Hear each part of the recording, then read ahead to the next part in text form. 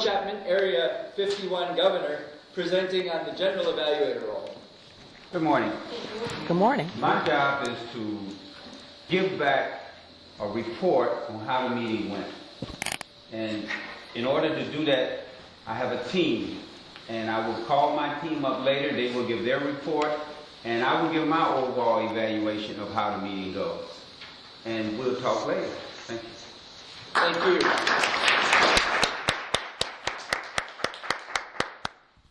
Toastmaster.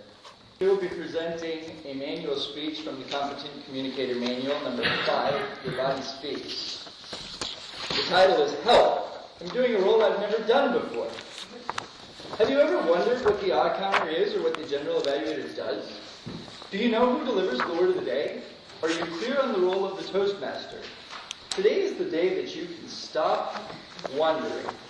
Distinguished Toastmaster Cassandra will show you how to start using the back of your speech communication manual to learn more about the roles you sign up for in Toastmasters. Today, we have the pleasure of her delivering speech number 5 from the Competent Communication Manual with the theme, Your Body Speaks. 5 to 7 minutes. No, I apologize. I need to come back here because we have a role that I didn't introduce, which I unfortunately skipped, and that's my fault. And that is the role of the timer. Knifey will need you to... I apologize. That's okay. Go right I ahead. think we need to introduce the timer. I'm sorry I missed it on my agenda. As the timer, my responsibility is to keep track of the time for each speaker that speaks today. The purpose of tracking the time is within a certain time frame. This is for reasons such as if we're at a competition, we learn to stay within that. Today we have 4 speeches, and one speech is 5 to 7 minutes, which is Cassandra. At 5 minutes, you will see the green. At 6 minutes, you will see yellow. And at 7 minutes, you will see red. Seconds to wrap up at that time. We also have 3 speeches, are 6 to 8 minutes. At 6 minutes, you will see the green held up for you. Yellow at 7 minutes, and at 8 minutes, it will be red, and you will have 30 seconds to make these. Thank you, Knifey.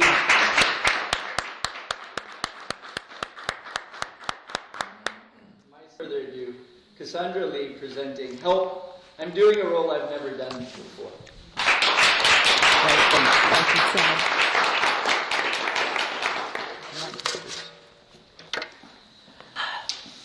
This is my first time doing this role, so forgive me if I mess up. Now, how many times have you all heard that from the lectern? Raise your hand. You know, all too often, Toastmaster members fall subject to that apology. This is my first time doing this role, so please forgive me if I mess up. Now, let's say this. This is the place to mess up. This is the place to mess up. I appreciated Tim. Tim was reading through my bio. He got to the segment for time, and I purposely put the time in my bio to make certain if we didn't get the clarity on the fact that it's no longer a 10 to 15 minute speech, it would be clear. Tim saw that 5 to 7 minute speech time limit, and he realized, Knifey, I never gave you an opportunity to speak. He did a great segue. Now, did he really appear that he messed up? Did he really let you know that he messed up? See, Tim was so calm, cool, and collected up here when he realized, let me segue. He apologized, but he also gave us the opportunity to see how to recover from that mistake. How many times have you done the role of Toastmaster, Tim? This is my second. Look at that. Give him a round of applause. Now, Tim, let me ask you, did the first time you served as Toastmaster, you experience that type of situation? No. Not at all, right? So here's what I want you to observe from the example of Tim this morning. Each time you do the role will be different. Each time you come to the lectern, the role will have some different nuances that you didn't prepare for before. My presentation today is to give you an opportunity not to panic. We did not see Tim panic. Tim was confident. This is the place to mess up.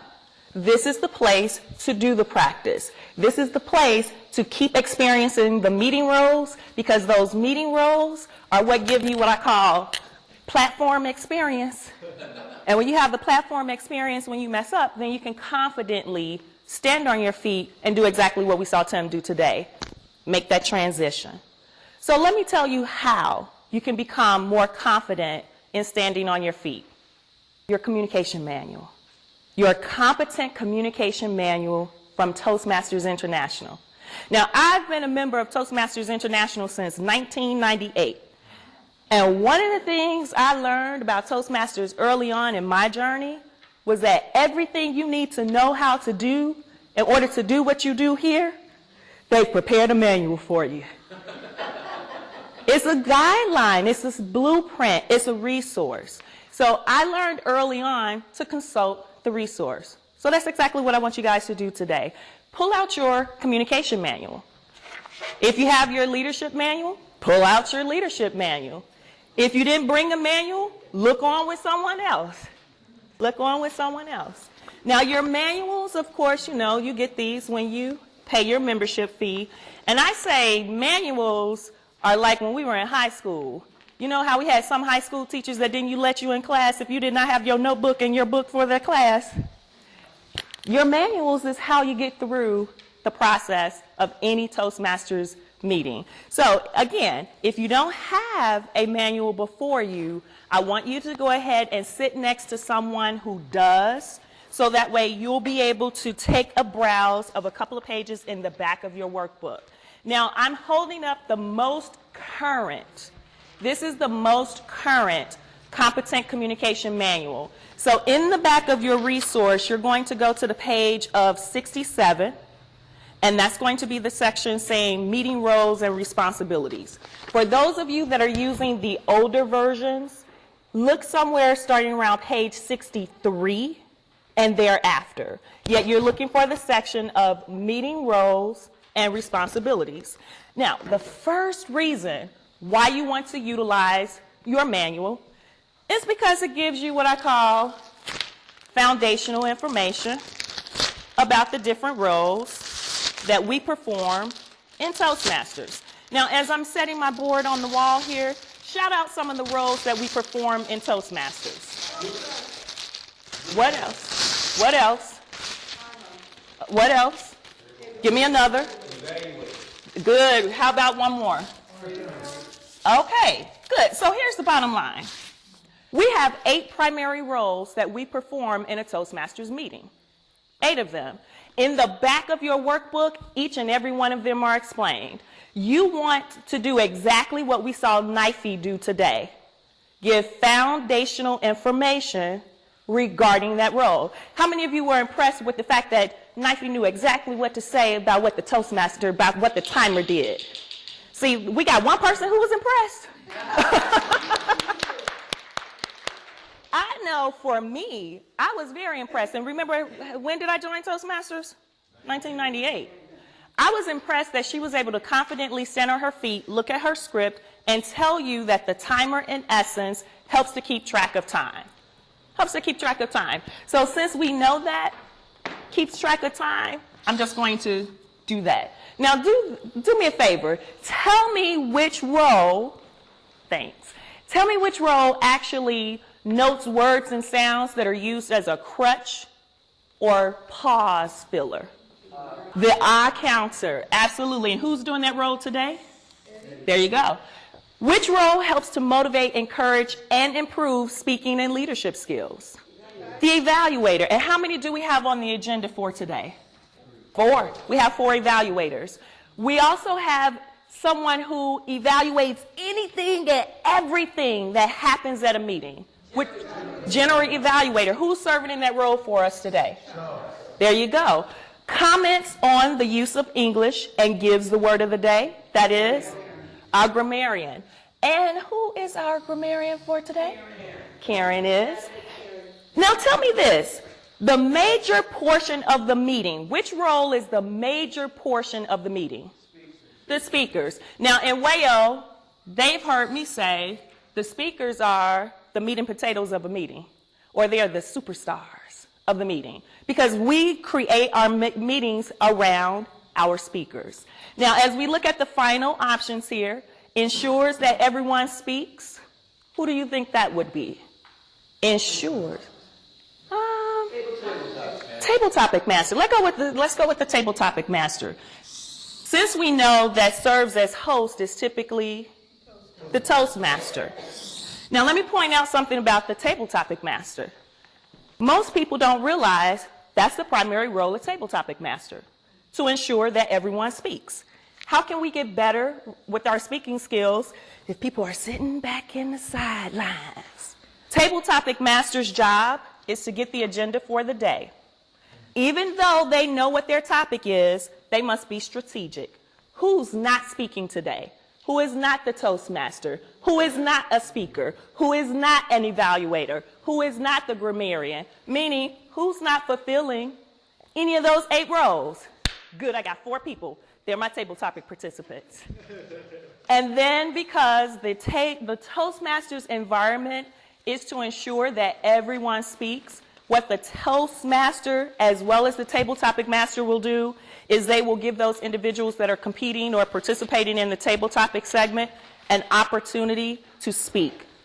They don't get a chance to say no. They get asked to come forward.